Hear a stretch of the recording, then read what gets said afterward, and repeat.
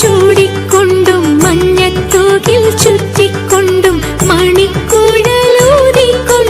കണി കാണണം. മയിൽ പീലി ചൂടിക്കൊണ്ടും മഞ്ഞത്തൂകിൽ ചുറ്റിക്കൊണ്ടും മണിക്കുഴലൂതിക്കൊണ്ടും കണി കാണണം.